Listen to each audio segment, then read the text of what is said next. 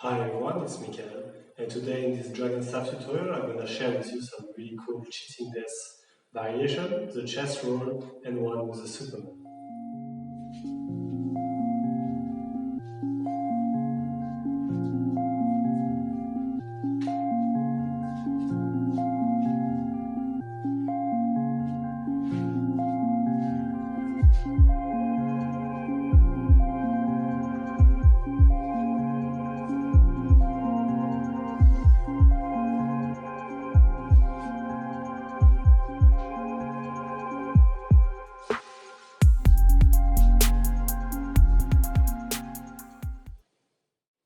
Let's start straight away by the chest roll, because you already have everything you need actually to learn it, and it looks really cool and it's simple to get into your repertoire.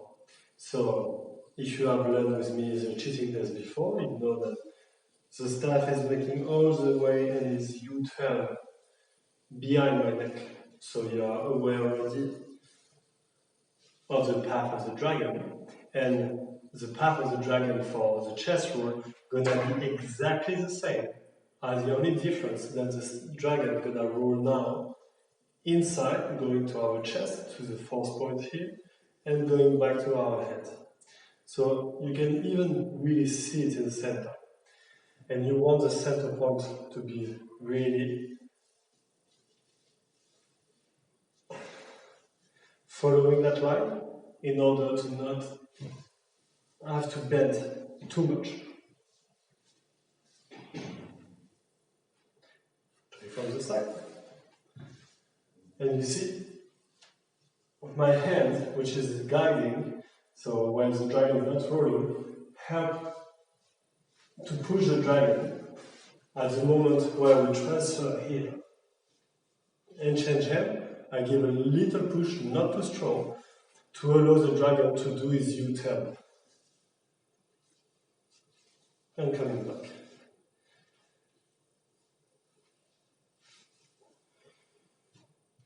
As I'm caring for your back, I'm going to repeat this, even though I've said in other videos also. Don't back bend from your lower back. This is really bad. This might hurt you and make you stop training this trick. Try to back bend with your chest up. You want your chest to start to face the sky. And it's like if you want to put your shoulder blade on the couch behind you. So it's really a movement from the upper chest and try to work on that. So like this, the chest is getting up and not your lower back. It's really important and it's gonna help you. For this movement also, always try to keep an eye contact on the dragon. Try to not look to the side, because it's often when you do an extra motion and you get it in the face. Personally, when you arrive here, I can still see the dragon where it's going, and it doesn't disturb me.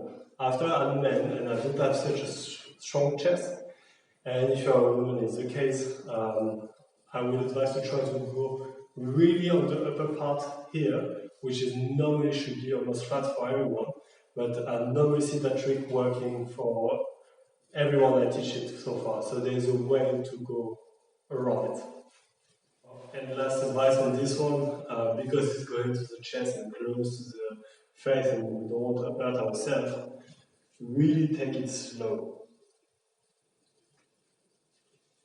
Try to keep a full control of it when you're going there. You don't need to keep full gas on it with your dragon at the beginning. This will be more painful if you go in that direction. Take it step by step. Try to really follow all the way of the dragon, and it should be fine.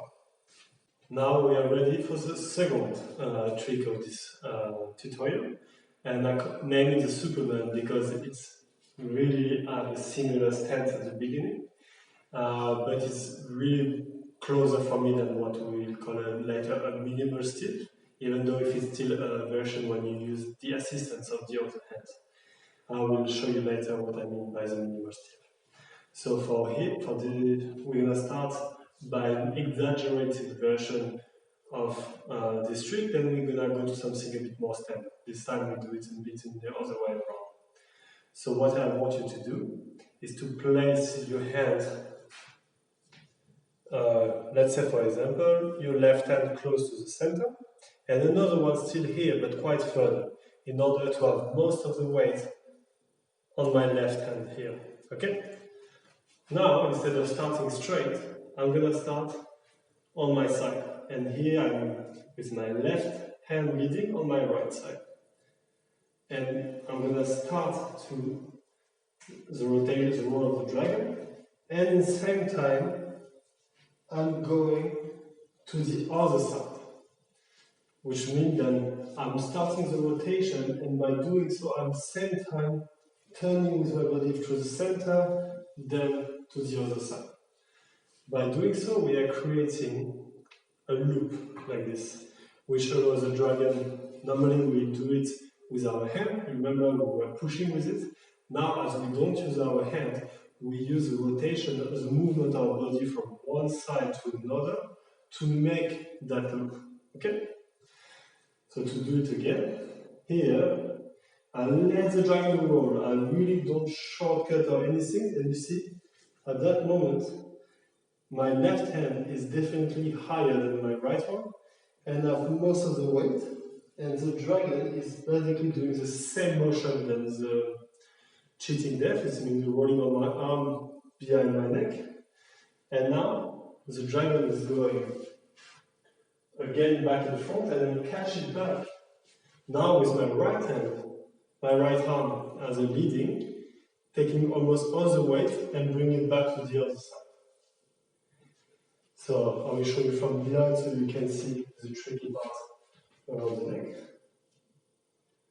So here there's this unbalance, most of my left hand, and on the right side, start to roll, go on my neck, and now I'm gonna bring my right arm in front and going to my left side to finish the movement.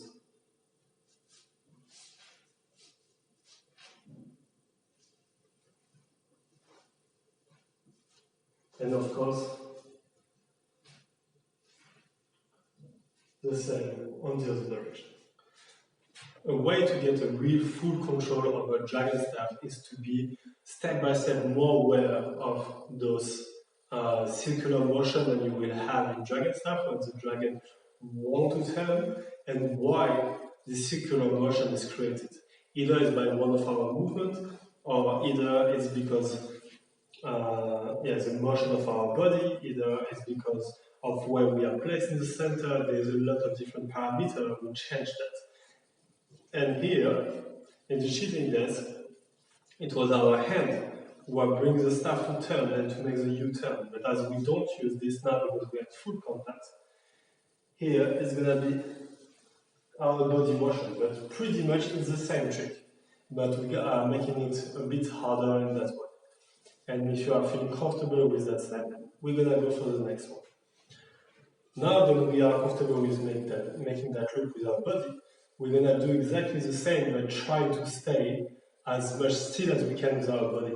And try to see how we can increase that circular motion, because we want this U-turn without moving that much. And here we will start again in this Superman, but it's pretty much like a cheating death, but instead of having a real control here with our hand, we place it just here as a support, but not anymore assisting with our hands. And here you see the center is still here in the middle, and my hand is really close to it, and most of the weight and the balance is on my left hand again. And here the staff is coming, but still straight.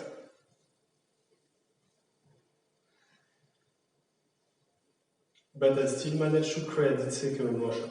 But by doing so, I really increase the diagonal, I put the dragon staff almost diagonal, and also I still put with my arm a tiny bit of motion to the left side to bring it back, to create this U-turn. And the same here, and come back. And here, to avoid the dragon staff to go again to another side, I really keep my both arms really straight in a way that I'm forcing the dragon to come back straight.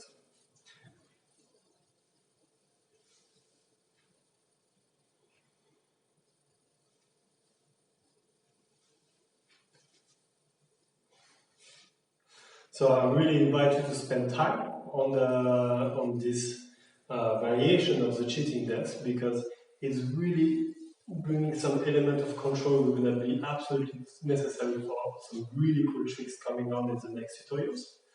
And also on itself, if you manage to get it smooth with this transition, there's something really visual with it. And if you want to increase the visual, like often is the case, you can just add some movement. You see, now I will start again like we did for the standards, but I'm going to also turn with it in the 360 and come back straight. And visually it's already really nice just by adding a simple pirouette with it.